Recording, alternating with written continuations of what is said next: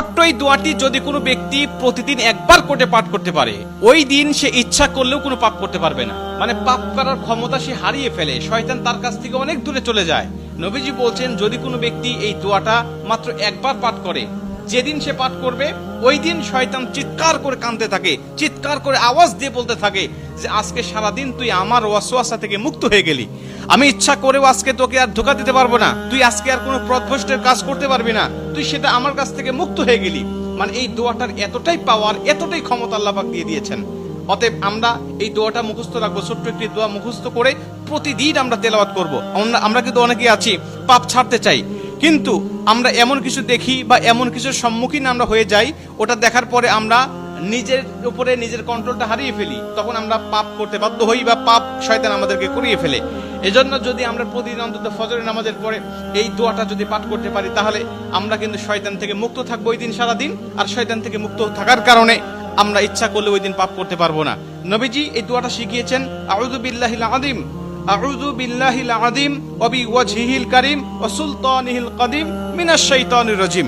আমি আবারও দোয়াটা পাঠ করছি, যারা লিখে নিতে পারেন লিখে নেবেন, এবং প্রয়োজনে এটা ভিডিও আকারে যেহেতু এটা পাবলিশড হবে, আপনারা যারা ফেসবুকে দেখবেন আপনারা অবশ্যই এটা শেয়ার করে রেখে দিবেন টাইমলাইনে, প্রয়োজনে বারবার শুনে শুনে আপনি এটা মুখস্থ করে নেবেন। দোয়াটি হচ্ছে, আউযু বিল্লাহিল আযীম ওয়া বিওয়াজহিল কারীম ওয়া সুলতানিহিল কাদিম মিনাশ শাইতানির রাজিম। এই দোয়াটা আপনি মুখস্থ করে নেবেন, আর এই দোয়াটা পড়ার কারণে কিন্তু শয়তান থেকে আপনি মুক্ত থাকবেন। আর শয়তান যেহেতু আমাদের প্রকাশ্য শত্রু, এই শয়তান কিন্তু আমাদেরকে জাহান্নামে নেওয়ার জন্য, জান্নাত থেকে আমাদেরকে বিরত রাখার জন্য বারবার চেষ্টা করছে। আমাদের সামনে থেকে, পিছন থেকে, ডানে থেকে, বামে থেকে, সব জায়গা দিয়ে কিন্তু শয়তান আমাদেরকে ধোঁকা দেওয়ার জন্য সদা ব্যস্ততা। আল্লাহর সাথে সে চ্যালেঞ্জ করে আসছে, আল্লাহকে বলছে, আল্লাহ প্রয়োজনে তুমি জান্নাতের সংখ্যা কমিয়ে ফেলো, জাহান্নামের সংখ্যা বাড়িয়ে দাও, কারণ আমি মানুষগুলোকে যেভাবে ধোঁকা দেব, এই ধোঁকায় সে বোকা হয়ে তোমার ইবাদত আর গোলামি সে করবে না, সে নিঃসন্দেহে পথভ্রষ্ট হয়ে যাবে। এই জন্য শয়তান থেকে মুক্ত থাকার জন্য আমরা কিন্তু সর্বসময় এই দোয়াটা পাঠ করবো। প্রতিদিন অন্তত একবার এই দোয়াটা আমরা পাঠ করলে আমাদের কাছ থেকে শয়তান মুক্ত হয়ে যাবে, আমরা শয়তান মুক্ত জীবন যাপন করব।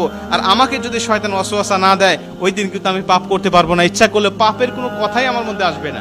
কারণ আমরা জানি ফেরেশতারা ইচ্ছা করলেও পাপ করতে পারে না, কারণ ফেরেশতাদেরকে শয়তান ধোঁকা দেয় না, আর ফেরেশতাদের কাছে শয়তান যায় না, তাই তাদের অকর্ম করার মতো বা পাপ করার মতো কোনো ক্ষমতা তাদের নাই। এর জন্য এই দোয়াটা আমরা সবাই মুখস্থ করে নিব এবং প্রতিদিন একবার হলেও পাঠ করবো ইনশাআল্লাহ।